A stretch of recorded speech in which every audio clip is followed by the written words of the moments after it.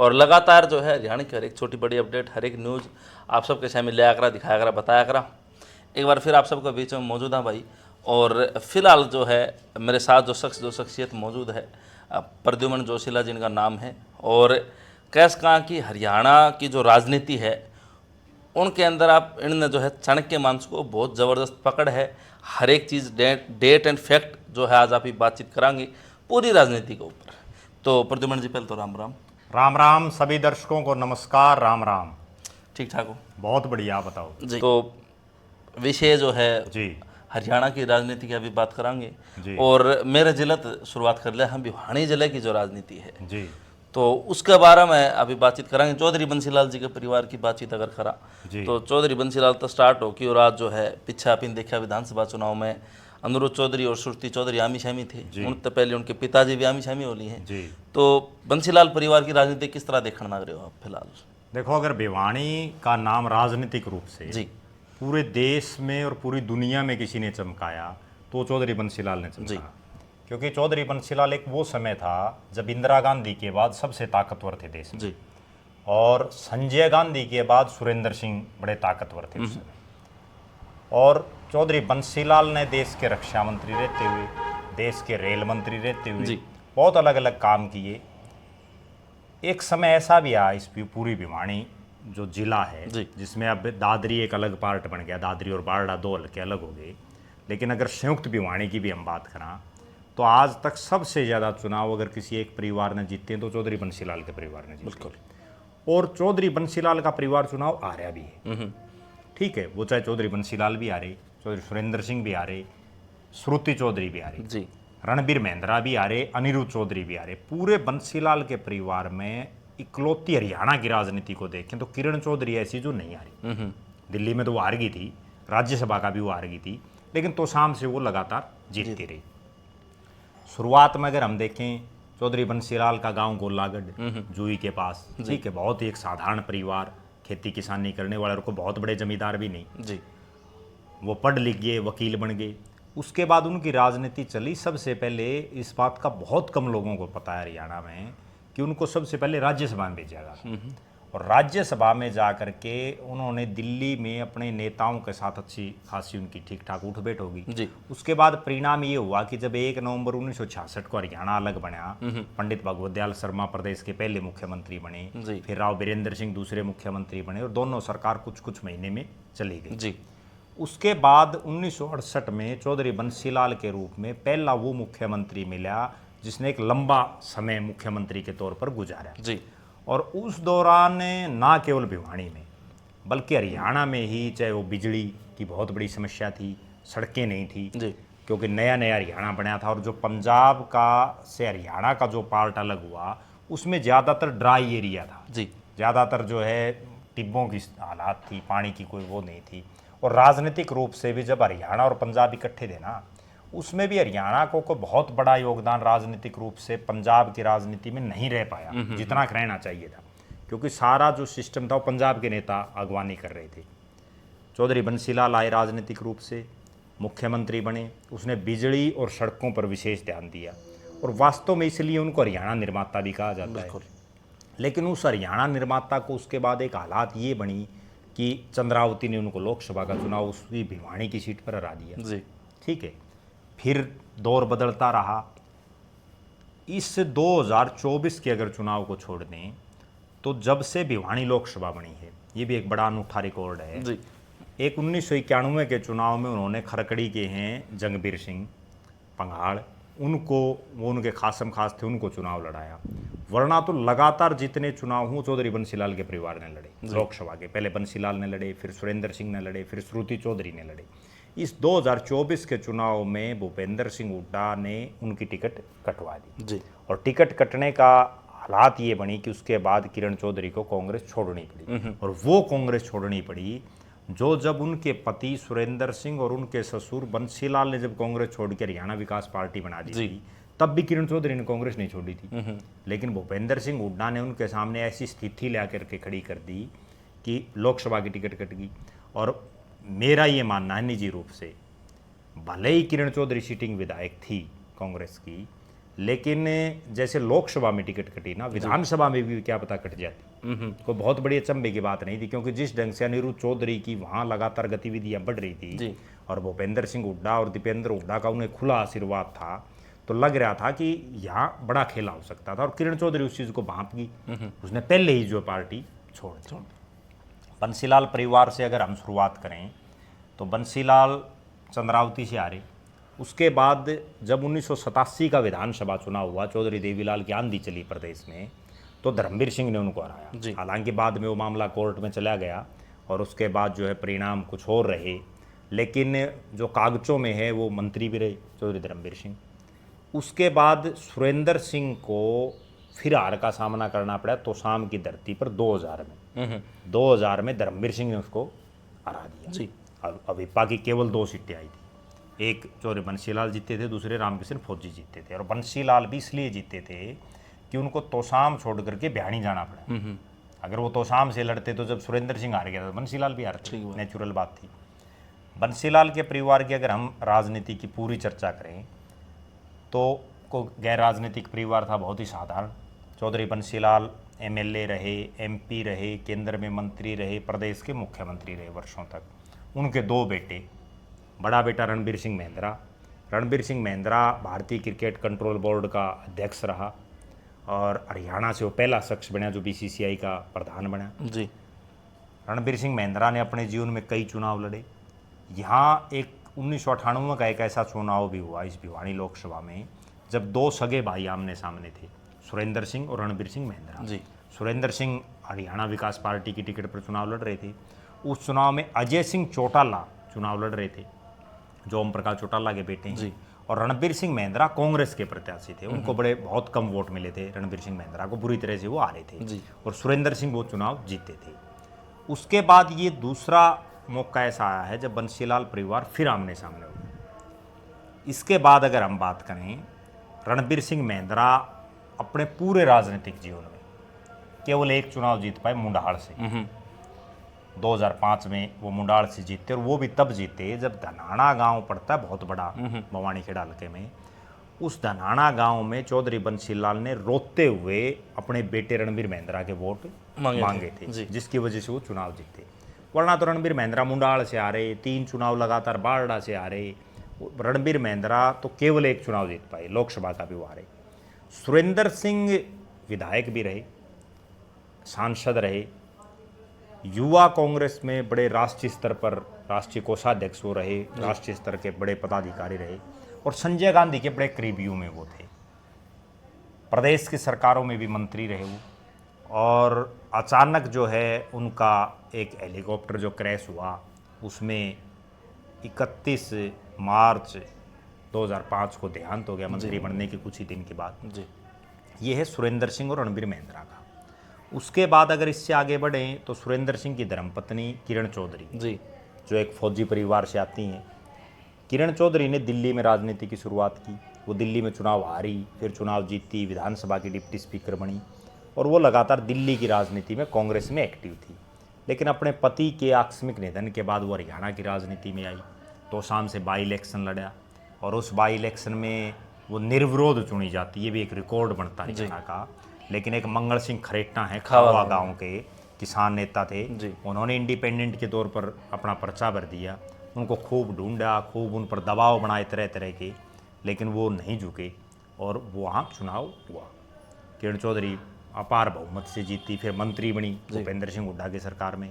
फिर वो 2009 में फिर जीती, 14 में जीती, 19 में जीती।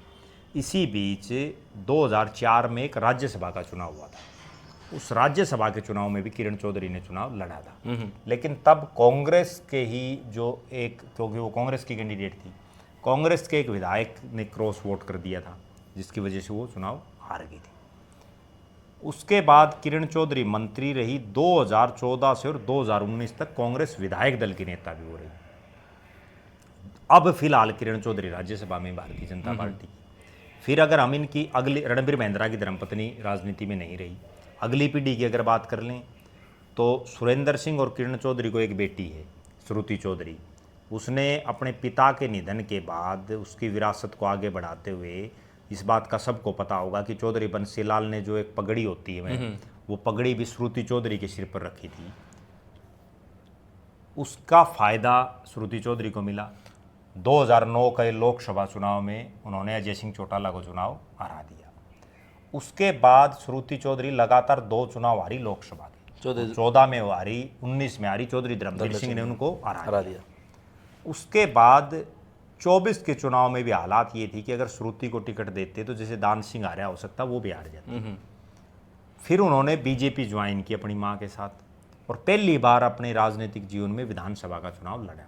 तो शाम से विधायक बनी और फिलहाल वो सिंचाई मंत्री, महिला विकास मंत्री हैं जी नायब सिंह सैनी की सरकार में। दूसरी तरफ रणबीर महिंद्रा का एक बेटा अनिरुद्ध चौधरी, उसने पिछले चुनाव में बारडा में अच्छी खासी मेहनत की, लेकिन टिकट उनके पिताजी को मिल गई और वो चुनाव हार गए। बीसीसीआई में वो प्रदेश से लेकर के और राष्ट्रीय स्तर पर बड़े बड़े पदों पर रहे। पहला राजनीतिक जीवन में उन्होंने चुनाव लड़ा तोशाम से अपनी चचेरी बहन श्रुति चौधरी के सामने, और बड़ी कांटे का मुकाबला रहा, लेकिन वो चुनाव हार गए। अनिरुद्ध चौधरी भी कोई चुनाव नहीं जीत पाए। ये टोटल जो चौधरी बंसीलाल का पूरा परिवार है, इसमें अगर हम एक आदमी को और भी इंक्लूड कर सकते हैं, जो चौधरी बंसीलाल का दामाद है सोमवीर सिंह। सोमवीर सिंह गागड़वास गांव का शोराण गोत्र का है, और जो चौधरी बंसीलाल हैं उनका गोत्र लेगा है। लेगा गांव भी है, लेकिन गोलागढ़ में लेगा गोत्र का। उसके बाद सोमवीर सिंह ने जो है वो 2 बार विधायक रहे, 1996 में बने और उसके बाद 2005 में बने। फिर लगातार वो 3 चुनाव लोहारू से हारे, 9, 14 और 19 का, और 2024 में उनको लोहारू के बजाय बारडा से टिकट दे दी। उन्होंने भी बड़े खुश होकर के टिकट ली, केवल इसलिए टिकट ली कि लोकसभा के चुनाव में जाट बाहुल्य बारडा में रावदान सिंह चुनाव जीते, 27,000 तो धर्मवीर सिंह हारे थे बीजेपी के प्रत्याशी। तो उनके दिमाग में ये थी भाई जब रावदान सिंह जीत सकता है तो तू तो शोराण है, शोराणा का हल्का है तो जीत जाएगा। लेकिन हर चुनाव में अलग परिस्थितियाँ होती हैं, वो चुनाव हार गए। सोमवीर सिंह की राजनीति में लगातार चौथी हार होगी। ये चौधरी बंसीलाल का पूरा राजनीतिक जीवन। अच्छा दोन साहब, एक बात और मैं पूछूं जी, जिस टाइम पे तुसाम हल्का में मतलब अनिरुद्ध चौधरी जी चुनाव लड़ रहे थे, उस टाइम पे बारडा के लोग नुकते, क्योंकि मैंने कवरेज करी थी अपना भिवानी दादरी कि भाई साहब आप बारडा से लड़ते तो पक्का जीतते। हाँ, इस बार ये मैं बिल्कुल आपको बता देता हूँ। हालात और परिस्थितियाँ ये थी कि अनिरुद्ध चौधरी के पिता रणबीर महिंद्रा और अनिरुद्ध चौधरी दोनों ने 2005 के बाद जब प्रीसिमन हुआ ना, मुंडाल का हल्का तोड़ दिया गया और मुंडाल के जो गांव थे भवानी खेड़ा में लगा दिए। भवानी खेड़ा SC रिजर्व थी, वहाँ से वो लड़ नहीं सकते थे, और किरण चौधरी भी कांग्रेस में थी और रणबीर महिंद्रा भी कांग्रेस में थे। लिहाजा उसी लिहाज से किरण चौधरी की गांधी नेहरू परिवार में अच्छी खासी उठ बैठ थी, तो शाम से किरण की टिकट नहीं कट सकती थी। उन्होंने फिर एक हल्का चुना बारडा। उस समय चर्चा ये भी थी कि दादरी को चुनना चाह रहे थे रणबीर सिंह महिंद्रा। उसके पीछे भी मैं एक बहुत बड़ा कारण बताऊं, वो ये था कि जो पुराना मुंडाल हल्का था ना, उसके बहुत से गांव दादरी लोग विधानसभा में आए हुए थे। अच्छा। जबकि बारडा में तो कोई गांव ही नहीं था। उस समय के जैसे नीमड़ी से लेकर के और कई गांव हैं, राजपूत बाहुल्य गांव भी हैं, जो दादरी में आए हुए थे, और सबकी निगाह ये थी कि रणबीर सिंह महिंद्रा दादरी से चुनाव लड़ेंगे। लेकिन उन्होंने दादरी की बजाय जाट बाहुल्य बारडा की सीट चुनी, और बारडा की सीट चुन के 2009 का चुनाव लड़ा, 14 और 19 3 चुनाव हारे, लगातार मेहनत की जी। 24 में भी वो कर रहे थे, और हर जगह से ये चर्चा थी भाई अनिरुद्ध चौधरी, मैं खुद भी गया था वहाँ, भाई अनिरुद्ध चौधरी अगर बारडा से लड़ते हैं, क्योंकि रणबीर महिंद्रा तो बुजुर्ग हो चुके हैं, तो जीतेंगे 100%। लेकिन मेरी खुद भी पर्सनल बात भी हुई थी अनिरुद्ध चौधरी से। उनके दिमाग में सिर्फ एक चीज़ थी, और वो हर राजनीतिक आदमी को होती है, वो दिमाग में ये थी कि वो विधायक नहीं बनना चाहते थे, मैं जो समझ रहा हूँ, वो चाहते थे कि बंसीलाल का राजनीतिक उत्तराधिकारी बनूं। राजनीतिक उत्तराधिकारी तब बनेगा जब वो तोशाम से श्रुति को चुनाव हराए, सीधी बात थी। मैं दर्शकों को एक पुरानी बात याद दिलाता हूँ। जब चौधरी देवीलाल देश के उप प्रधानमंत्री बने, रोहतक और सीकर 2 जगह से उन्होंने चुनाव लड़ा था, और उसके बाद हरियाणा में ओम प्रकाश चौटाला को मुख्यमंत्री बना दिया था। ओम प्रकाश चौटाला कहीं से विधायक नहीं थे। उस समय 2 सीटें खाली थी हरियाणा में, और तब लोगों ने खूब ये कहा ओम प्रकाश चौटाला को कि आप महम से चुनाव ना लड़ो, आप जो दूसरी खाली जो सेफ सीट है आप वहाँ से चुनाव लड़ो। लेकिन ओम प्रकाश चौटाला की जो अब अनिरुद्ध चौधरी की जिद थी ना, वही जिद थी कि मुझे विधायक नहीं बनना, मुझे तो चौधरी देवीलाल का राजनीतिक उत्तराधिकारी बनना और राजनीतिक उत्तराधिकारी तब बनूंगा जब मैं महम की उस सीट पर लड़ूंगा जहां चौधरी देवीलाल विधायक रहे जी। तो उन्होंने मैम से लड़ा। मैम में फिर मैम कांड हुआ, गोलियां चली, लोग मरे, और उसके बाद ये असर हुआ कि ओम प्रकाश चौटाला की सरकार गई, बार बार कभी 6 दिन के लिए बने, कभी कोई बनाया, कभी कोई बनाया, और आखिरकार ये हुआ कि उस महम कांड की देन है चौधरी देवीलाल अपने राजनीतिक जीवन में वो प्रधानमंत्री बनने के बाद कोई चुनाव नहीं जीत पाई, विधानसभा और लोकसभा का। तो वही सेम सीन यहाँ था। अनिरुद्ध चौधरी केवल इस जिद में थे कि मैं चौधरी बंसीलाल का राजनीतिक उत्तराधिकारी बनूं, और अगर वो चुनाव जीत जाते तो बनते भी, नेचुरल बात, ठीक है, लेकिन वो चुनाव हार गए।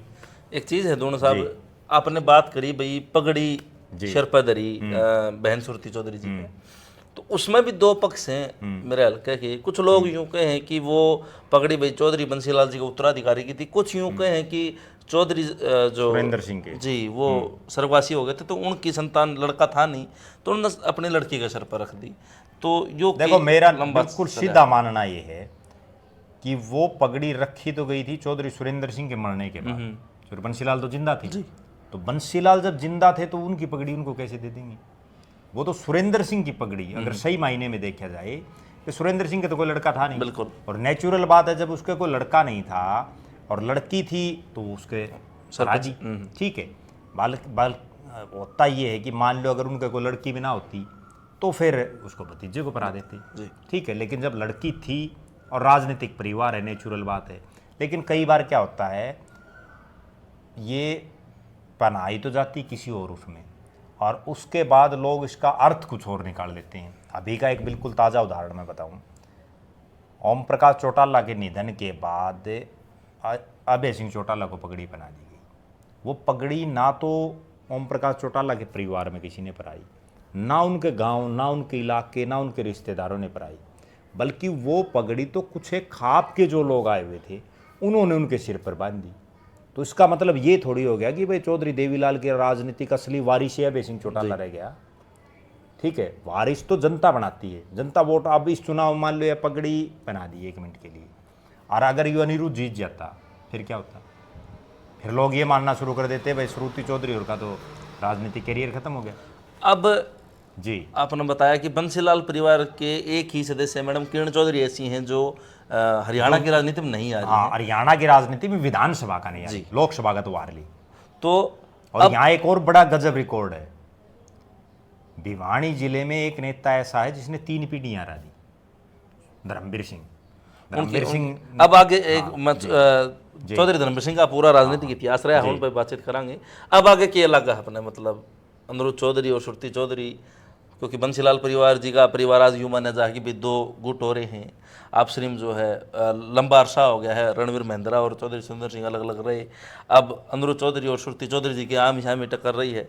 आगे क्या लगा है भविष्य में क्या होना? देखो मैं बिल्कुल सीधी ही एक बात बता दूं जिस पर बहुत किसी का भी ध्यान नहीं है। 2026 का साल और उसका फरवरी महीना ये तय कर देगा कि बंसीलाल परिवार की आगे राजनीतिक विरासत कौन संभाल सकता है और बंसीलाल परिवार का आगे वर्चस्व कितना बचता है। वो क्यों, वो ही बता देता हूँ आपने। अगली साल राज्यसभा का चुनाव होना है। किरण चौधरी जो राज्यसभा की सदस्य हैं उनका कार्यकाल पूरा समाप्त हो जाए जी, ठीक है, वो होगा अप्रैल 2026 में समाप्त। अब तो वो बिल्कुल 1.5-2 साल के लिए गई है राज्यसभा में। अगली बार उनको 6 साल के लिए भेजती है पार्टी या नहीं भेजती? अगर उनको राज्यसभा में भेज तो दिया तो श्रुति चौधरी की राजनीति चलती रहेगी, और अगर उनको नहीं भेजा तो बहुत मेहनत करनी पड़ेगी श्रुति चौधरी को। एक दूसरी बड़ी, सबसे बड़ी बात और मैं बताता हूँ, श्रुति चौधरी के पास सिंचाई विभाग है जी, और तोसाम, बारड़ा, लोहारू, दादरी या जो ये पूरा इलाका है जी, इस इलाके में वर्षों से पानी की बड़ी समस्या रही। बिल्कुल सर। और लोगों को ये इतनी उम्मीद थी कि श्रुति चौधरी सिंचाई मंत्री बनी हैं तो बहुत कुछ करेंगी। लोगों को ये भी उम्मीद थी कि जब जयप्रकाश दलाल कृषि मंत्री था या वित्त मंत्री था तो लोहारू में आखिरी उन टेलों पर भी पानी पहुंचा जो किसी समय बंसीलाल के समय आता। बिल्कुल सर, ठीक है, उन्होंने इतना मुआवजा दिया, लोगों को बहुत ज़्यादा उम्मीदें थी। और लोगों को ये भी उम्मीद थी कि जयप्रकाश दलाल तो केवल एक था, यहाँ तो 2 माँ बेटी हैं, एक राज्यसभा में है, दूसरी प्रदेश की विधानसभा में है और पावरफुल मंत्री हैं। जेपी दलाल तो एक सामान्य घर से था, जबकि किरण चौधरी तो एक राजनीतिक परिवार से हैं, तो उस लिहाज से बहुत कुछ करेंगी। लेकिन जो 7 महीने का लगभग जो कार्यकाल उनका बीता है, उसमें कहीं भी ये नज़र नहीं आ रहा कि उन्होंने अपने इस तोशाम और इसके आसपास का जो इलाका है, इसमें पानी को लेकर के कोई विशेष कदम उन्होंने उठाया हो, जिसकी वजह से लोगों में नाराज़गी भी है। लोगों में क्योंकि पहले तो मुआवजा भी आ जाता हर 6 महीने, तो उसको लेकर के भी नाराज़गी है। लोग अब याद भी कर रहे हैं जयप्रकाश दलाल को। तो लुहारू का के लगा अपना चून चढ़ गई थी, पट्टी लग गई थी आख्या कि भाई उड्डा सरकार आनी है, कांग्रेस की सरकार आनी है, और मतलब नो माना जा कि नवासी हल्के एक तरफ और लुहारू हल्का एक तरफ, मतलब 5 साल पलड़ा भारी लुहारू का रहा है। सबसे ज़्यादा बिम्मा लुहारू मिला, सबसे ज़्यादा पानी लुहारू में आया, और जो समस्या है परेशानियाँ मतलब लुहारू के लोग नुके भाई हम ही कंगड़े हो गए थे, हमारे जो है ना फोटो लगी थी बैंका में, दिवालिया हो गए थे हम, और जो है ना आज वो धनाढ़ हो रहे, और उसके बावजूद चौधरी जो है ना अपना जयप्रकाश दलाल जी आ के कारण रहे। देखो इसमें तो कोई शक नहीं है कि लुहारू के लोगों को लाखों रुपए मुआवजा मिला है, बिल्कुल सर, कोई दो राय नहीं है। लुहारू की उस रेतीली जमीन के आखिरी छोर तक जयप्रकाश दलाल ने पानी पहुंचाया है। लेकिन राजनीति की एक बड़ी कड़वी सच्चाई ये भी है, जो नेता अपने इलाके में उम्मीद से ज़्यादा काम कर देता है ना, लोग अगली बार उसको हरा देते हैं, लोग वोट ही नहीं डालते। मैं कई उदाहरण आपको बताऊं, अभी इसी भिवानी का बता देता हूं। 1996 से और 1999 तक चौधरी बंसीलाल प्रदेश के मुख्यमंत्री थे, बिल्कुल, और सुपर सीएम की तरह सुरेंद्र सिंह थे, खूब काम किए उन्होंने। लेकिन आप ये देखो कि 1999 का जब चुनाव हुआ, अजय सिंह चौटाला ने तो कुछ नहीं कर रखा था, जानते भी नहीं थे लोग। अजय सिंह चौटाला ने सुरेंद्र सिंह को हरा दिया, काम की कोई वैल्यू नहीं रही जी। उसके बाद 1999 से और 2005 तक ओम प्रकाश चौटाला मुख्यमंत्री रहे। अजय सिंह चौटाला सुपर सीएम की तरह थे, खूब काम करे, भिवानी में इतनी नौकरियां और इतने रोजगार और इतने काम करे उन्होंने सार्वजनिक। हालात क्या बनी जब लोकसभा का चुनाव आया, उस कुलदीप बिश्नोई ने हरा दिया, जिसका मतलब एक आदमपुर को छोड़ दें तो बाकी तो कोई सिस्टम ही नहीं था लोकसभा में। ठीक है, कौन से काम कर रखे थे कुलदीप बिश्नोई ने, हरा दिया। उसके बाद फिर आप आगे चले जाओ जी, श्रुति चौधरी जब एमपी बनी पहली बार 2009 में, तब उसने क्या करवा रखा था, फिर हरा दिया जैसे। उसके बाद जब वो 9 से और 14 तक श्रुति चौधरी एमपी रही, उसकी माँ मंत्री रही, खूब काम हुए, ठीक है, बड़े बड़े नेता आए तो शाम में और भिवानी में। उसके बाद धर्मवीर सिंह ने हरा दिया। तो राजनीति में तो जो ज़्यादा काम करते हैं ना, अब जैसे मैं आपको 2-3 उदाहरण और दूँ। 2009 में अशोक तंवर को सिरसा से टिकट दी जी, अशोक तंवर को यही नहीं पता था सिरसा में गांव कितने हैं, और वो एक तरफा जिता दिया। उसके बाद 9 से 14 तक एमपी रहते हुए अशोक तंवर ने खूब काम किए। उसके बाद लगातार 3 चुनाव हार गया, नहीं जीत पा रहा। 14 का हारा, 19 का हारा, 24 का हार गया। ठीक है, रणजीत चौटाला ने जितना काम 5 साल में रानिया में करवाया, उन गांव में पानी पहुंचा दिया जहाँ पानी देखने के लिए नहीं था, ठीक है, हरा दिया। कैप्टन अभिमन्यु ने जितना नारनौंद में काम करे, हाँ, उतना कोई कर नहीं वो सकता, सोच भी नहीं सकता, बिल्कुल। ठीक है, और उसको हरवा दिया। तो लोग जो काम करे हैं ना, ओम प्रकाश चौटाला ने नरवाणा में इतने काम करे थे, ठीक है। आज भारतीय जनता पार्टी की सरकार तो डी ग्रुप की नौकरी लगा के लोगों को, कोई चपड़ासी, कोई बेचारे छोटे छोटे जो सी और डी की आऊँ हैं, उन नौकरियों को लगा करके तीसरी बार लगातार राज बना रखे है ना। और ओम प्रकाश चौटाला ने तो वहाँ गजटेड ऑफिसर लगाए थे लोग, और वो सिटिंग मुख्यमंत्री होते हुए हरा दिया। तो जनता का दीपेंद्र, एक उदाहरण और दे देता हूँ आपने, अरविंद शर्मा ने रोहतक में क्या किया था, ठीक बात, और वो दीपेंद्र हुड्डा हरा दिया, जिसके लिए पूरा हरियाणा ये किलकी मार रहा था, भाई हुड्डा ने अपने राज में रोहतक में काम करें, ठीक है, और वो अरविंद शर्मा ने हरा दिया। तो जनता का विकास को लेकर के कोई पैमाना ही नहीं है, कोई सोच ही नहीं रहे लोग। लोगों को चाहिए सिर्फ, अब उन्होंने क्या देखा लुहारू में, लुहारू की बात चल रही है, पर राजवीर फर्टिया ने बस लगा दी, राजवीर फर्टिया ने ये कर दिया, वो कर दिया, ठीक है, और हुड्डा मुख्यमंत्री बनेगा। लोगों के दिमाग में पता क्या चल रहा था कि भाई 5 साल तो मौज ले ली जेपी दलाल गए, और 5 साल ही बाद ले लेंगे हुड्डा का राज, फरटिया जीत जाएगा, फरटिया मंत्री बन जाएगा, फिर ले लेंगे। मंत्री तो बनना ही नहीं था, ये तो वैसे बैम था, मंत्री नहीं बनना था। मंत्री तो क्या था कि भूपेंद्र सिंह हुड्डा का अगर 9.5 साल का कार्यकाल देखें तो उसमें आप देखो कितने जाट मंत्री थे। केवल वो जाट मंत्री बने थे जो बड़े पावरफुल और कद्दावर थे, जैसे चौधरी बीरेंद्र सिंह था। तो शाम में फिर मंत्री पदास का था। अगर अनिरुद्ध जीतता तो बन सकता था, वो बन सकता था, क्योंकि भाई चौधरी बंसीलाल का राजनीतिक वारिस बन जाता। तो जेपी दलाल की एक छोटी कमी और भी मैं जो समझ रहा हूँ कि वो खुद भी ओवर कॉन्फिडेंस थे। उनके दिमाग में एक चीज़ थी कि भाई मैंने इतने काम करा रखे, मैं नहीं हारूंगा। अगर वो थोड़ी सी बिल्कुल बारीकी से चुनाव लड़ते ना, चुनाव जीत जाते। एक चीज़ और है जी, आप ये कह रहे हो द्रोण साहब कि भाई कॉन्फिडेंस ज़्यादा था दलाल जी में, जेपी दलाल जी में। तो देखो आज जो है ना सिंचाई मंत्री सुरती चौधरी जी हैं, और तुषाम हल्का मेरा निजी हल्का है, मैं तुषाम हल्का था हूँ, और बार बार ये बात कही जाए भिवानी जिले में भाई 2 सांसद और 1 जो है कैबिनेट मंत्री, 3 हैं, विधानसभा में भी, लोकसभा में भी, और ऊपर संसद में भी। लेकिन उसके बावजूद आज जो है त्राई माम माच रहा है, पानी की बड़ी किल्लत हो रही है। पंजाब के सीएम नु कहें भाई पानी कौन दिया, भारत में अब चल पाकिस्तान का पानी रोक देंगे। और जब भी बहन जी के आओ तो हम ये बात पूछा जी पानी नहीं आ रहा है, दलाल साहब कितना वो पानी लिया करते और किस तरह आ जाया करता, ईब कुकर के रिकॉर्ड हो रही है, के कारण लगा। देखो अब जो ये पंजाब वाला मामला है ना, बसंत मान वाला, ये तो ईब का है ताज़ा। ज़्यादा से ज़्यादा आप यूँ मान लो भाई 1 महीना हो गया सारा इस सिस्टम ने, ओपन बात बाद में हुई है। लेकिन उससे पहले जो 6 महीने और रहेगी उसमें क्या कर दिया, ठीक है। बल्कि मैं तो ये मानता हूँ कि तुसाम हरियाणा का वो विधानसभा क्षेत्र है जो आज के दिन सबसे ज़्यादा पावरफुल है। क्यों? 2 MP, ठीक है, धर्मवीर सिंह भी तुसाम का है, तुसाम से MLA का चुनाव लड़ा, किरण चौधरी, और 1 मंत्री। उसके बावजूद ये हालात हैं। और बल्कि उससे भी आगे अगर चलें तो जनरल VK सिंह हैं, वो राज्यपाल हैं जी, हैं तो तुसाम के बापोड़ा गांव के, ठीक, आते भी रहते हैं और इतने पावरफुल व्यक्ति हैं।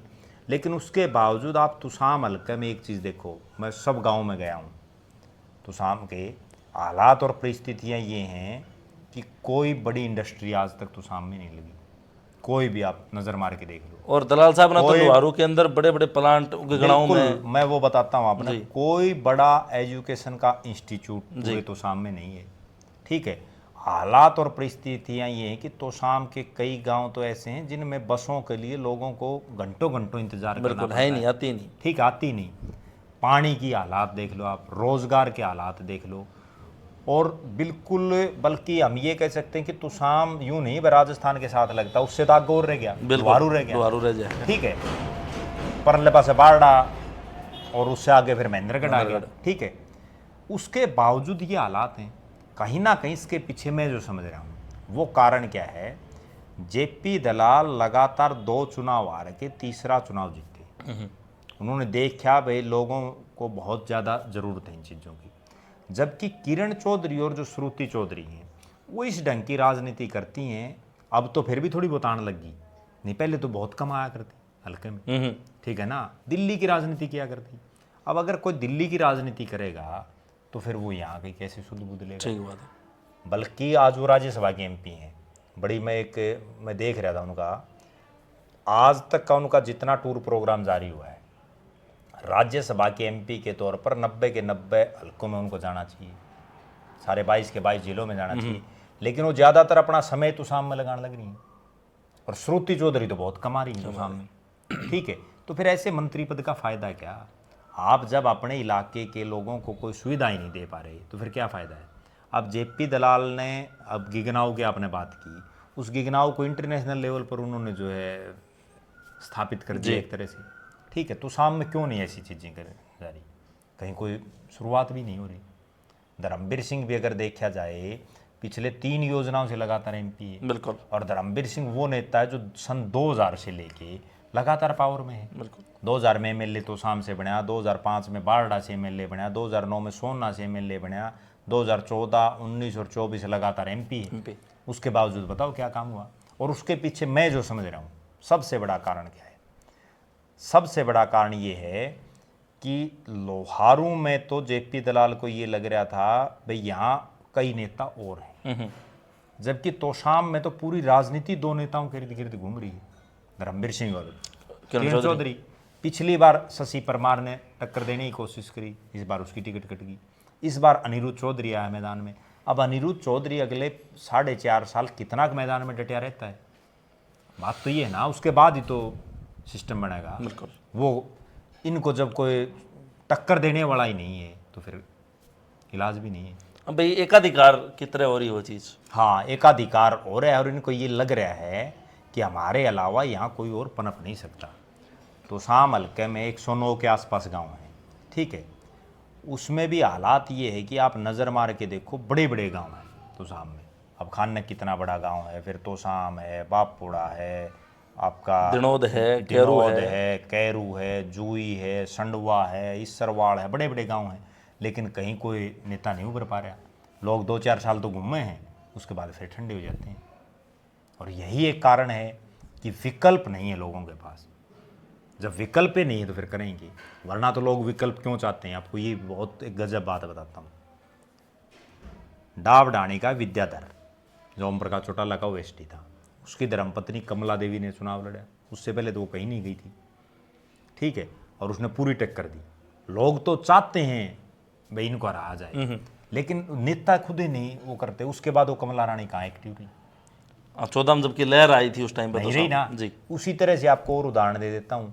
अब शशि परमार है, हल्के से कोई लेना देना नहीं, तो शाम वो एक दिन नहीं आया, चांग गाँव उसका, तो वो ना तो शाम से टिकट मांग रहा था, वो तो दादरी से मांग रहा था या भिवानी शहर से मांग रहा था। और जब उसको टिकट दी तो कितने बम्पर वोटिंग दी लोगों ने, 56,000 वोट आए थे। ठीक है, खूब दिए। लेकिन उसके बाद अगले चुनाव में उसकी टिकट कट गई, निर्दलीय लड़े, उससे कोई आनी जानी नहीं। तो कहीं ना कहीं यहाँ मेरा ये निजी रूप से मानना, और मेरी बहुत से नेता जो शाम से तैयारी कर रहे हैं उनसे बात भी होती रहती है, यहाँ वो आदमी कामयाब है जो 10 साल का विजन लेकर के चले। एक पहला चुनाव हारेगा, अगला फिर जीत सकता है। 10 साल किसी की आसंग नहीं है, क्योंकि बड़े बड़े जितने नेता हुए हैं जो टिकट मांगे थे वो 10 साल में सारे ठंडे हो जाते हैं। तो होश का है, मतलब आपकी बात माना तो मतलब अनिरुद्ध चौधरी जी 62-63,000 वोट लेकर गए हैं। अगर अनिरुद्ध 5 साल चौधरी मेहनत करा। 4.5 साल लोगों के बीच में रहे, दिल्ली के, चंडीगढ़ के अपने राजनीतिक गलियारे छोड़ के लोगों के बीच में रहे, तो 2 मिनट में पलट जाता है मामला। बड़े बड़े ऐसे ऐसे लोग जीते हैं जिनका मतलब लोगों के बीच में जो रहता है ना, जीत जाता है। और मैडम के तो मैं जो समझ रहा हूँ, किरण चौधरी और श्रुति चौधरी की राजनीति को, ये निश्चित है कि वो लोगों के बीच में उतनी नहीं रहेंगी। अच्छा, एक चीज़ और है, मैं आपने बताऊँ, विधानसभा चुनाव की बात करा अगर 2024, तो ये था भाई madam Kiran Chaudhary 12 seat जितवाओगी, 12 seat जितवाओगी, BJP ने 12 सीट जितवाओगी। तो लोकसभा में चौधरी धर्मवीर सिंह 27,000 आ रहा है, ये तो अपन बात करी। और उसके बाद भिवानी मंदरगढ़ लोकसभा तक भाजपा 7 सीट निकाल के ले जाने लग रही है। लोहारू तो जेपी दलाल जी आना रहे, तो इसका क्या कारण लगे अपने कि भाई क्या राजनीतिक फूट अंदर खाते, आंतरिक जो है फूट बीजेपी की भी उस चीज़ में प्रभाव पड़ा, या कांग्रेस की आंतरिक फूट थी वो चीज़ उसने ले बैठी, क्या कारण था इसका अभी तक? देखो, बीजेपी में इसमें कोई दो राय नहीं है। चाहे भारतीय जनता पार्टी वाले ये कहते हैं भाई हमारी सबसे अनुशासित पार्टी है और हमारी पार्टी में फूट नहीं है, लेकिन फूट है और वो समय समय पर उजागर होती है। भिवानी महेंद्रगढ़ लोकसभा में 2 सीटें हारी, जो है 2 सीटें कांग्रेस पार्टी जीती जी, बीजेपी 2 सीटें हारी। दोनों सीटों की मैं बता दूं, अभय सिंह यादव केवल इसलिए आ रहे, उन्होंने भी खूब काम कराए थे, जैसे जेपी दलाल ने काम कराए, नांगल चौधरी में अभय सिंह यादव ने भी खूब काम कराए।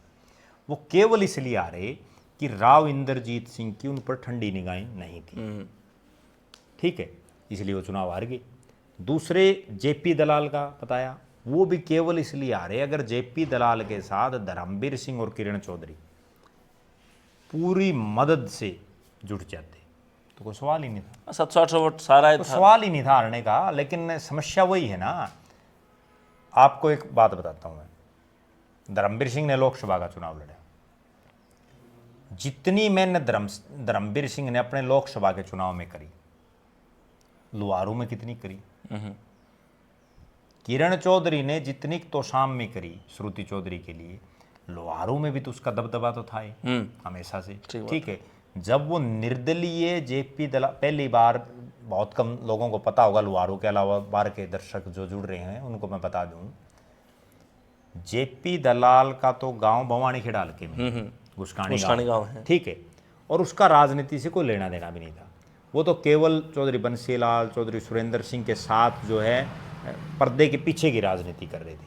और मुझे वो वाक्य आज भी याद है, 2009 में से पहले सोमवीर सिंह और किरण चौधरी दोनों की राजनीतिक रूप से अनबन शुरू हो गई। दोनों कांग्रेस में थे। सोमवीर सिंह हुड्डा साहब की हाजिरी मार रहे थे, किरण चौधरी अपना झंडा उठाए हुए थे।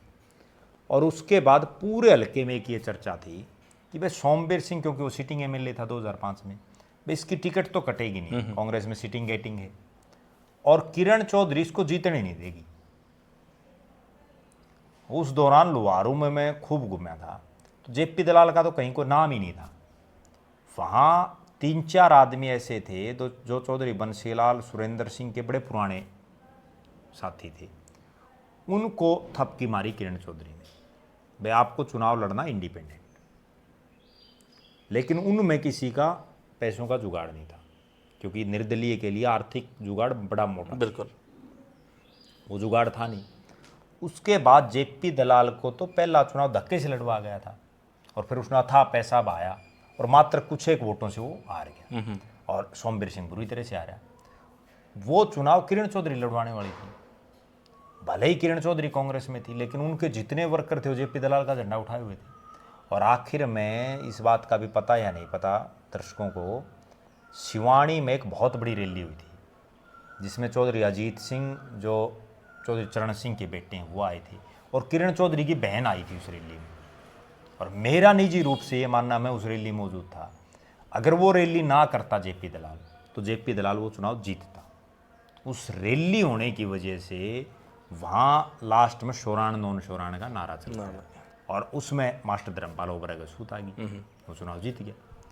तो कुल मिलाकर के फिर जब 2014 का चुनाव हुआ, तो उस समय जेपी दलाल किरण चौधरी का खासम खास था चुनाव से पहले। लेकिन एकाएक उस दिन भी मैं भिवानी मौजूद था, आपको बड़ी अचंभे की बात बताऊं, एकदम से वो प्रोग्राम बना और जेपी दलाल जाकर के बीजेपी का पटका पहने, बीजेपी में शामिल हो गया, बीजेपी की टिकट से चुनाव लड़ा, लेकिन फिर हार गया कम वोटों से।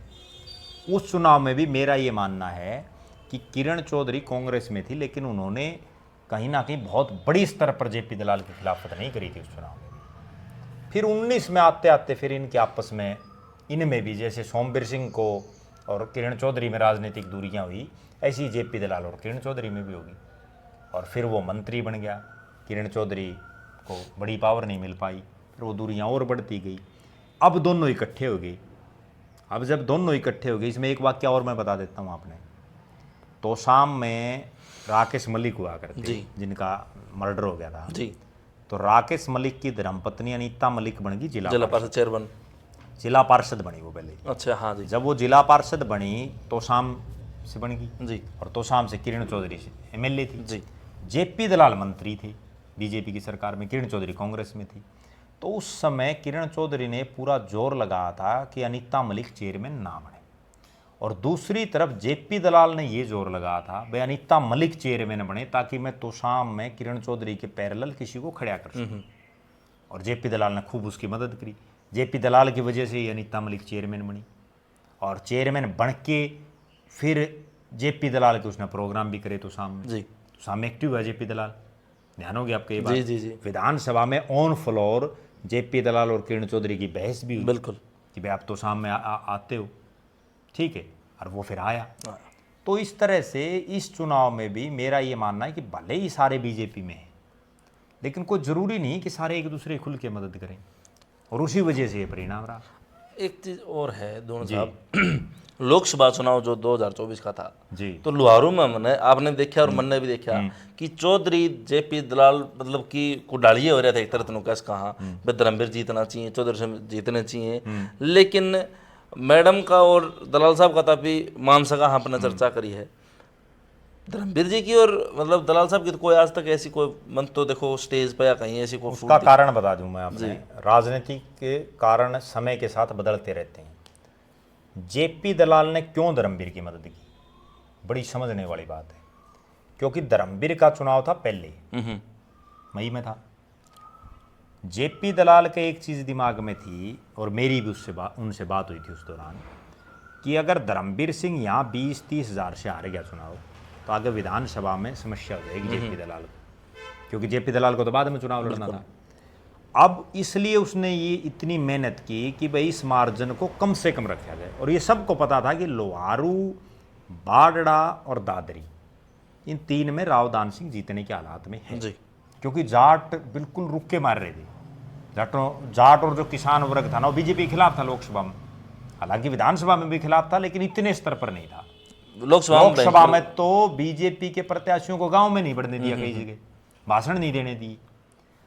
तो जेपी दलाल के दिमाग में ये चीज थी, भाई इस मार्जिन को कम से कम रखा जाए ताकि मैं विधानसभा का चुनाव जीत जाऊं, और उसने पूरा जोर लगाया, जितना अपना तन मन धन सब कुछ लगा दिया, और वही परिणाम रहा कि वो 10,000 के आसपास से, नहीं तो वो 30,000 की चर्चाएं थी, वे 30,000 से हारेगा, हर जगह चर्चाएं थी। फिर दूसरे एंगल से देखो आप, धर्मवीर सिंह का चुनाव हो लिया, अब उसको क्या जरूरत है? राजनीतिक आदमी बिल्कुल ताज़ा रोटी सेका है, ठीक है, उसने जरूरत ही नहीं है। धर्मवीर सिंह, आप एक बात बताओ, आप तो शाम को भी लोहारू को छोड़ दो, 9 विधानसभा है, 9 की 9 विधानसभा में मेरा ये मानना है कि एक अगर दादरी, इसको बारडा को छोड़ देना, तो राम तो उसने कोई ज्यादा जोर लगाया, उम्मेद के साथ ही बारडा में भी इसलिए लगाया कि उनको एक खुंदक इस चीज की थी कि सुखविंदर मांडी को टिकट नहीं मिलनी चाहिए। क्यों? क्योंकि सुखविंदर मांडी का कहीं ना कहीं ये इनपुट था कि वो धर्मवीर सिंह की सही ढंग से मदद नहीं कर रहा, और धर्मवीर सिंह और इंद्रजीत को मैं जो समझ रहा हूं, दोनों ऐसे नेता हैं कि ये अगर किसी को जिता नहीं सकते ना, हरा जरूर सकते, इतना कि इनका वोट बैंक है, और दोनों को जिससे खुंदक हो जाती है उसका फिर ये पक्का इलाज भी करते हैं। अब आप कितने उदाहरण देख लो, राव नरबीर सिंह की टिकट कटवा दी इंद्रजीत सिंह ने, उसके बाद संतोष यादव की अटेली से कटवा दी। इस चुनाव में सबको ये था कि अभय सिंह यादव ने इतने काम करा रखे, वो नहीं हार सकता। अहिरवाल की देखो बड़ी गजब बात, अहिरवाल की सारी सीटें जीती, रेवाड़ी में 3 है, तीनों जीत गई, गुड़गांव जीत गई, आपका जो है इसमें महेंद्रगढ़ में 4 में से 3 जीत गई, ठीक है, दादरी की दोनों जीत गई, लेकिन एक नांगल चौधरी क्यों हारी? क्योंकि राव इंद्रजीत सिंह को वो खुंदक थी उस चीज़ की। और वही सेम हालात बारडा में थी। उमेद पातुवास की तो किस्मत जगा दी धर्मवीर सिंह ने, वरना उमेद पातुवास तो पहले चुनाव हार चुके, वो तो घर बैठ गया था, बिल्कुल थक हार के, वह अब नई बात बनेगी, और वो केवल इसलिए जीत गया कि सुखविंदर मांडी की टिकट कट गई। सोमवीर सिंह भारी प्रत्याशी हो गया, हल्के से बाहर का। सोमवीर गसोला जो है, सुमरवीर जो क्रेशर यूनियन का प्रधान है वहाँ, वो निर्दलीय खड़ा हो गया, हालात बन गई। और धर्मवीर सिंह के लिए प्रेस्टीज इश्यू हो गया कि भाई जिस आदमी को तुमने टिकट दिला रखी है इसको जीता, इसीलिए तो उसका मोहित चौधरी जो उसका बेटा और धर्मवीर सिंह दोनों वहाँ दिन रात लगे रहे। बिल्कुल, अगर वही मेहनत वो जितनी उन्होंने बारडा में की वह लोहारू में कर देते और वह नांगल चौधरी में कर देते, दोनों जगह जीत। तो राजनीति में राजनीतिक आदमी अपने हिसाब से फैसले लेते हैं। फिलहाल जो है दून साहब आप जो है भिवानी बंदरगढ़ लोकसभा की बात करना रहे, हाँ, तो जो लोकसभा का चुनाव था उसमें मैंने देखा कि निर्दलिया का बड़ा रोल रहा है हार और जीत का जो है अंतर तय करने में, क्योंकि यूँ मान्यता है कि बारडा अगर सोमवीर गसोला अगर टिकट निर्दलीय नहीं खड़ा होता तो शायद कहीं ना कहीं भी सोमवीर सिंह जीत सका था विधानसभा चुनाव। तो शाम तक आपने क्या लगा, शशि परमार खड़े थे, 5 साल वो व्यक्ति घूमा था, बड़ी मेहनत करी थी, और उसका यूँ था कि भाई मैं जीत जाऊंगा। तो कुछ लोग तो यूँ कहे हैं कि अगर परमार नहीं खड़ा हुआ और शशि रंजन परमार जी नहीं खड़े होते तो अनिरुद्ध चौधरी जीत जा। कुछ लोगों का ये मानना है कि शशि परमार खड़ा हो गया तो जो सुरती चौधरी जीतती है वो वोट बैंक और ज़्यादा बढ़ जाए। तो आपका क्या मानना है निर्दलीय का? देखो, पहली बात तो ये है कि प्रजातंत्र में हर आदमी को चुनाव लड़ने का अधिकार है जी, ठीक है, क्यों नहीं लड़े, लड़ने का अधिकार है बिल्कुल। और हर आदमी को किसी को जिताने और किसी को हराने का भी अधिकार है, जिसको चाहेगा उसको वोट डालेगा। जहाँ तक बात है शशि परमार की जी, तो शशि परमार ने चुनाव लड़ा, उसमें 2 फैक्टर हैं, क्योंकि वो राजपूत समाज से आते हैं जी, और राजपूत समाज का जो वोट बैंक है वो कहीं ना कहीं बीजेपी के पक्ष में ज़्यादा पड़ता है। तो उस लिहाज से श्रुति चौधरी को फायदा भी हुआ, मतलब नुकसान हुआ, अनिरुद्ध को फायदा हुआ। दूसरे एंगल से ये है कि सरकार के खिलाफ जो वोट है वो बट गया, उससे अनिरुद्ध को नुकसान हो गया। लेकिन सही मायने में अगर देखें तो मेरा निजी रूप से ये मानना है कि अगर किरण चौधरी राज्यसभा बीजेपी में जा करके और जिस तरह से वो एक बड़ी नेता बन गई एकदम से, और भूपेंद्र सिंह हुड्डा ने जो श्रुति चौधरी और चौधरी बीरेंद्र सिंह के बेटे ब्रिजेंद्र सिंह की जब टिकट कटी और हर जगह ये मैसेज कहा कि हुड्डा साहब किसी दूसरे बड़े जाट परिवार को नहीं उभरने देना चाहते, इस चीज़ के मैसेज गए हर जगह, उस चीज़ का भी एक फ़ायदा कहीं ना कहीं श्रुति चौधरी को मिला और लोगों में एक ये संदेश गया। अच्छा, इसमें एक चीज़ और भी है कि यहाँ माँ बेटी दोनों चुनाव लड़ने वाली थी और दूसरी तरफ जो है अनिरुद्ध चौधरी, रणबीर महिंद्रा तो बिल्कुल बुजुर्ग हो चुके हैं, बिल्कुल, तो वहाँ अकेले अनिरुद्ध चौधरी थे, उनके पास वो मजबूत टीम भी नहीं थी क्योंकि उन्होंने बहुत कम समय मिला, तो सामने बहुत थोड़े समय से वो तैयारी कर रहे थे। प्लस में रणबीर सिंह मैडम की तरफ, धर्मवीर सिंह का देखो नेचुरल बात है, वहाँ दो ताकतें इकट्ठी होगी, अगर वही मतलब धर्मवीर सिंह और ये अलग अलग होते तो कुछ और होता परिणाम, कई ताकतें एक साथ इकट्ठी होगी। और अनिरुद्ध चौधरी को तो क्या था कि किरण चौधरी के पास तो वो पुरानी टीम थी, ठीक है, इसको अपना नया सिस्टम शुरू करना पड़ा। अब जो आदमी नया सिस्टम एकदम से करेगा तो उसमें नेचुरल बात है। अच्छा एक चीज़ और मैं आपसे, चौधरी धर्मवीर सिंह की अगर आप ही बात कर लें जी, तो देखा गया कि लोकसभा चुनाव जो 2024 का था तो मैडम किरण चौधरी का इतना सपोर्ट चौधरी धर्मवीर सिंह को नहीं मिल पाया जितना इंतजार था कि भाई मैडम मदद कर देगी। और 2019 में यूँ बताऊँ कि कहीं ना कहीं चौधरी धर्मवीर सिंह की मदद कहीं ना कहीं मैडम किरण चौधरी की तरफ देखी गई थी। अब लोकसभा चुनाव में चौधरी धर्मवीर सिंह, मोहित चौधरी जी, उनकी धर्मपत्नी मुन्नी जी और लाला जो उनके भाई हैं, तो सारा परिवार जो है श्रुति चौधरी खातर गाम गाम हो रहा था। तो कितना के देखो भाई राजनीतिक पंडित माना जाए चौधरी धर्मवीर सिंह की राजनीति किस तरह रही है और के आगे रहेगा। देखो मेरा तो ये मानना है कि राजनीतिक आदमी अपने परिवार को, अपने बेटों को, बेटियों को राजनीति में सेट करना चाहते हैं। धर्मवीर सिंह का केवल एक ही उद्देश्य है और वो मैं स्पष्ट बता दूं कि देखो वो एमएलए बन लिया, मंत्री बन लिया, एमपी बन लिया 3 बार, मुख्यमंत्री तो की रेस में है नहीं, ठीक है, कैबिनेट मंत्री का उनको इंतजार है, वे कभी ना कभी बना दें सेंटर में, वो तब बनेंगे जब इंद्रजीत सिंह हटेगा, सीधी बात जी। जब तक इंद्रजीत सिंह बैठा है तब तक धर्मवीर सिंह का नंबर नहीं आएगा। तो अब धर्मवीर सिंह का तो केवल एक ही मोटो है कि उनका बेटा किसी तरह से राजनीति में सेट हो जाए, मोहित चौधरी जी आ जाए, मोहित चौधरी राजनीति में सेट हो जाए, क्योंकि जो राजवीर सिंह लाला है उसको चुनाव लड़ा के देख लिया धर्मवीर सिंह ने।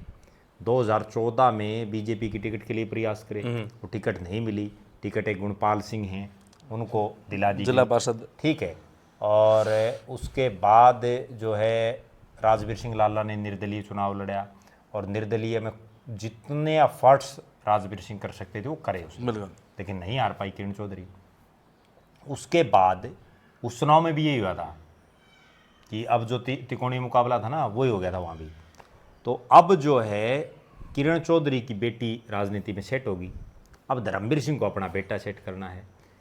किरण चौधरी और धर्मवीर सिंह राजनीति का उनका जो कैरियर के आखिरी जो साल हैं वो हैं दोनों के, नेचुरल बात है। उस लिहाज से अब धर्मवीर सिंह भी ये चाहता है, मैं जो समझ पा रहा हूँ, कि भाई जो चौधरी बंसीलाल के साथ उनका लगातार परिवार के साथ लगातार 36 का आंकड़ा रहा, वो अब कितने एक दिन लंबा चलाएंगे, ठीक, अगली पीढ़ियों में कहीं ना कहीं वो उतना मादा भी नहीं है जितना जो झाड़ूपन, जितनी लड़ने की अक्षमता धर्मवीर सिंह की थी वो मोहित चौधरी की थोड़ी है, जितनी सुरेंद्र सिंह की थी वो श्रुति चौधरी की थोड़ी है। तो अब तो सारे लगभग सेटिंगों से चुनाव लड़े जाने, लगभग हरियाणा प्रदेश में। तो अब आगे ये होगा, मैं जो समझ पा रहा हूँ, अगर परिसीमन तो हो गया, तो परिसीमन में भवानी खेड़ा हल्का अगर ओपन हो जाता है तो चूंकि धर्मवीर सिंह का गांव तालू भवानी खेड़ा में है जी, तो वो वहाँ से चुनाव लड़ेंगे मोहित चौधरी, फिर तो दोनों अलग अलग हो जाएंगे।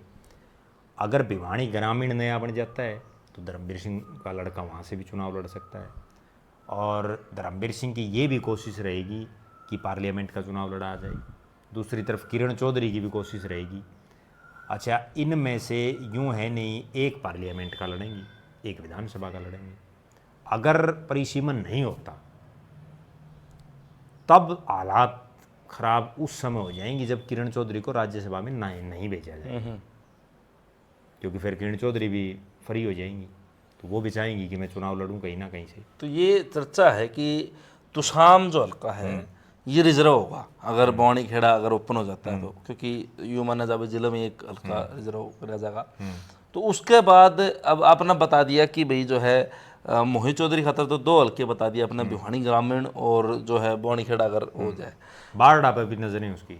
लेकिन सुरती चौधरी फिर कहाँ, चौधरी जेपी दलाल जी जो कि लोहारू तो लड़ दिए हैं, उनके भी नहीं, उसमें एक बात है, अगर परिसीमन होता ना तो एक हल्का तो बढ़ेगा भिवानी में, नेचुरल बात है। वो भिवानी ग्रामीण बढ़ो, सिवानी बढ़ो, कैरू बढ़ो, कोई ना कोई नया बनेगा, मुंडाल भी बन सकता है। तो उस लिहाज से एक हल्का में परिसीमन के बाद परिस्थितियाँ बदल जाती हैं। पिछला जब परिसीमन हुआ ना तो आप ये देखो 2009 में कितने के नए नेता पैदा हुए, क्योंकि उसमें हल्के टूट जाते हैं, फिर नया सिस्टम नया सौदा, वो तो बाद की बात है, अभी उस पर कुछ कह नहीं सकते। क्योंकि लोग यूँ माने हैं कि भाई प्री सीमन में जो सिटिंग सरकार है वो ऐसे वो अपने हिसाब से तोड़ फोड़ करेगी, कोई दो राय नहीं उसमें। तो क्या ये मानने कि अगला चुनाव कांग्रेस कितनी हिम्मत मार लो, देवीलाल परिवार कितना हिम्मत मार लो, तो बीजेपी फिर दोबारा हरियाणा में आओगी फिर इसका हिसाब? मेरा ये मानना है कि बीजेपी जो ये विपक्षी पार्टी है ना, ये तो जितना जोर दम खम था इन महीने लगा के देख लिया। अच्छा, ये बीजेपी अपने बोझ से पड़ जाएगी, मैं जो समझ रहा हूँ। अच्छा, अपने बोझ से क्यों पड़ जाएगी? जैसे हम हर रोज देख रहे हैं बीजेपी में परिवारवाद हावी हो चुके हैं। जो कांग्रेस में जो कल्चर था ना परिवारवाद का, गुटबाजी का, वो बीजेपी में बढ़ गया। आप ये देखो, आज से 10 साल या 15 साल पहले देश में किसी को ये याद है लाल कृष्ण आडवाणी के जो संतानें हैं वो कौन कौन है? बहुत कम गिनती के लोगों को पता है, ठीक है। भाई मुरली मनोहर जोशी के जो संतानें हैं वो बहुत कम लोगों को पता है।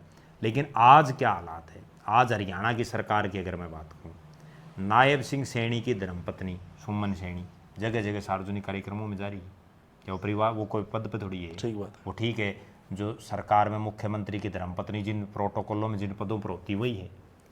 बीजेपी के जितने मंत्री हैं, मंत्रियों के बेटों को तो छोड़ दो आप, उनके भतीजे तक भी गनमैन ले घूम रहे हैं, ठीक है। बताओ कौन सा प्रोटोकॉल है? हर जगह। अब जो सिरसा में मनीष सिंगला का जो एक मामला हुआ गणेश सिलाल के बेटे का, एक डीएसपी ने उनको निकाल दिया। भाई मनीष सिंगला कौन से पद पे है? ठीक बात है। क्या वो कोई एमपी है, कोई एमएलए है, क्या है वो? कोई चेयरमैन है पार्टी का? एक ठीक, उसके पिताजी गवर्नर रहे हैं। क्या मतलब पुलिस वालों का ये काम रह गया कि वो भाई यूँ देखती रहे भाई कौन सा नेता, कौन सा बेटा है, कौन सा पुत्र है, कौन सा पुत्री है, क्या है? हर जगह ये चीज़ हावी हो चुकी है। और उस हावीपने में बीजेपी अपनी ही गलतियों से मार खा जाएगी। मतलब बीजेपी खुद से ही हारेगी, खुद से ही हारेगी, मैं जो समझ पा रहा हूँ। समय बदलता रहता है सबका। अब कांग्रेस हारी, कांग्रेस अपनी गलतियों से हारी। जितने जो ये स्कैम उछाले बीजेपी ने उस समय, अरविंद केजरीवाल ने, अन्ना हजारे की एक मोमेंट हुई, वो उस चीज़ में बचाव ही नहीं कर पाई अपना। वो बता ही नहीं पाए कि भाई हमने कॉमनवेल्थ घोटाला हमारे राज्य में हुआ या नहीं हुआ, 2G स्पेक्ट्रम हुआ या नहीं हुआ, और जनता तक वो अपनी बात ही नहीं रख पाई। जबकि दूसरी तरफ उसका प्रचार इतना कर दिया गया। आज के दिन केवल और केवल राजनीति मैनेजमेंट और मार्केटिंग है। आप सारा दिन से लोगों के पैर पकड़ लो, लोग वोट नहीं डालते। लोग केवल हा उल्ला मार्केटिंग मैनेजमेंट के हिसाब से चुनाव जीतते हैं। अच्छा, एक चीज़ और है, आप बता रहे थे भाई सुनान नॉन सुनान का आपने जिक्र करा लुहारू में, तो वैसे ही इस चुनाव में मैंने देखा भिवानी दादरी अगर जिले की बात करा तो या कि पुराना भिवानी जिले की, तो जाट नॉन जाट भी कहीं ना कहीं देखा गया था चुनाव में। लेकिन एक बात दून साहब, आप भी एक जाट समुदाय आप आओ हो, तो जाट जो हैं वो बीजेपी में भी तो हैं, मतलब एमएलए भी हैं, एमपी धर्मवीर सिंह भी जाट हैं, मैडम किरण चौधरी भी जाट है, सुरती चौधरी भी जाट है, दलाल साहब भी जाट हैं। तो यह भावना किस तरह है कि भाई बीजेपी जाट के खिलाफ है, या नॉन जाट बीजेपी में हैं, या जाट बीजेपी के वोट कौन गिर दे, या किसान व जाट हैं, यो के मामला है? ये किदवंती है, मिथ्या है, या सच्चाई है, के है? मैं एक बात बताऊँ आपने, बीजेपी ने, मैं जो समझ रहा हूँ, भले ही जाट को मुख्यमंत्री नहीं बनाया, लेकिन बीजेपी ने जाट समाज के नेताओं को इतनी बड़ी बड़ी चौधरें दी जो कोई कल्पना नहीं कर सकता। और जिन जाट नेताओं का जितना ब्योंत था ना राजनीतिक रूप से, उससे बड़े बड़े पद दिए। मैं उदाहरण बताता हूँ आपने, हरियाणा से आने वाले आचार्य देवव्रत, जो कभी ना एमएलए बने, ना एमपी बने, ना कुछ भी नहीं बने, उनको गवर्नर लगा रखे जी, लगातार वर्षों से राज्यपाल हैं। हरियाणा से आने वाले चौधरी बीरेंद्र सिंह जो जिंदगी में कभी मंत्री नहीं बन पाए कैबिनेट के केंद्र में, उनको कैबिनेट मंत्री बनाया, बड़े पावरफुल महकमे दिए, ठीक है। उनकी धर्मपत्नी को विधायक बनाया, उनके बेटे को एमपी बनाया। कांग्रेस ने बनाया किसी को? नहीं बनाया ना, जब वो कांग्रेस में थे। धर्मवीर सिंह को जिंदगी में कांग्रेस ने सांसद नहीं बनाया, जबकि बीजेपी ने लगातार 3 बार बना दिया। किरण चौधरी को जिंदगी में कांग्रेस ने एमपी नहीं बनाया, भारतीय जनता पार्टी ने बना दिया। आते बना दिया। श्रुति चौधरी को जिंदगी में कांग्रेस ने मंत्री नहीं बनाया, एमपी तो बनी थी, ठीक है, यहाँ जो है मंत्री बना दिया गया। उसके बाद हरियाणा के अलग अलग इलाकों में चौधरी रणजीत सिंह, ठीक है, इतना पावरफुल, उनको मंत्री बनाया, पावरफुल महकमों का। फिर लोकसभा की टिकट दी, जयप्रकाश दलाल को मंत्री बनाया, मईपाल ढांडा को मंत्री बनाया, कमलेश ढांडा को मंत्री बनाया, कैप्टन अभिमन्यु 10-10, 11-11, 1 दर्जन महकमे उनके पास, इतने पावरफुल। ओम प्रकाश धनखड़ को इतने पावरफुल महकमों का मंत्री और फिर प्रदेश अध्यक्ष बनाया। सुभाष बराड़ा को प्रदेश अध्यक्ष बनाया, राज्यसभा का सांसद बनाया। भाई जाट समाज से बीजेपी के जो नेता हैं उनको देने में तो कोई कसर नहीं छोड़ी बीजेपी ने। लेकिन समस्या बताऊं आप लोग को क्या है, जाट समाज क्यों नहीं बीजेपी के साथ लग रहा, मैं जो समझ पा रहा हूँ। हालांकि ये नहीं वो बिल्कुल नहीं लग रहा, लग रहे हैं, लेकिन बहुत बड़े स्तर पर क्यों नहीं लग रहा, उसके पीछे मैं जो समझ पा रहा हूँ एक बहुत बड़ा कारण ये है कि ये 1 दर्जन के आसपास नेता जो मैंने आपको गिनाए हैं, अभी भी सुरेंद्र पुनिया को प्रदेश महामंत्री बना रखे हैं, बड़ा पावरफुल पद है। 1 दर्जन के आसपास ये नेता हैं, लेकिन इन नेताओं ने जाट समाज की सुध नहीं ली। ये नेता जाट समाज के लोगों के बीच में नहीं गए उस बड़े स्तर पर जिस स्तर पर जाना चाहिए था। अब आपका गांव है, आपका गांव भी जाट डोमिनेटेड गांव जी, आपके गांव में मैंने ये बताओ कि ये जितने जाट नेता हैं और बड़े गांव में हैं, ठीक है, आसपास के गांव प्रभावित होते हैं मिरान गांव बिल्कुल। आसपास के जो गांव हैं वो मिरान से उनकी राजनीति चलती है, बिल्कुल, क्योंकि मिरान का वो चौक हो गया, वहाँ सारे बैठते हैं। बिल्कुल। मेरे जो याद आ रही है, या तो रणजीत चौटाला आपके गांव में गए हैं जी, ठीक है, धर्मवीर और किरण चलो भाई उनका इलाका है, उसके अलावा बताओ मैंने कौन सा गया है? ये जितने जाट नेता बने हैं कौन सा आता है? बिल्कुल सारे गांव में। अब हमारा गांव है, जाट डोमिनेटेड गांव है, कौन सा भी नेता नहीं आया, ठीक है ना। जब ये आते ही नहीं तो लोग क्यों इनके साथ लगेंगे? जबकि दूसरी तरफ आप एक दूसरे एंगल से सोचो, कार्तिकेय शर्मा है, निर्दलीय जीते हैं, बिल्कुल, आज उसकी मैं एमएलए है बीजेपी की, उसके बावजूद वो जगह जगह ब्राह्मण समाज के कार्यक्रमों में जा रहा है, जा रहा है ना। रामचंद्र जांगड़ा है, बैकवर्ड समाज से आता है, वो भी तो शाम में आया था, बिल्कुल, ठीक है, ये बाकी क्यों नहीं आते भाई? अरविंद शर्मा जी वो आज बैल में आए हैं तो लुहारू, मतलब जो दूसरी जातियों के नेता हैं वो जब अपने समाज में जा रहे हैं, अपनी जातियों के लोगों में जा रहे हैं, तो ये क्यों नहीं जा रहे? इसीलिए तो जाट नहीं जुड़ रहे।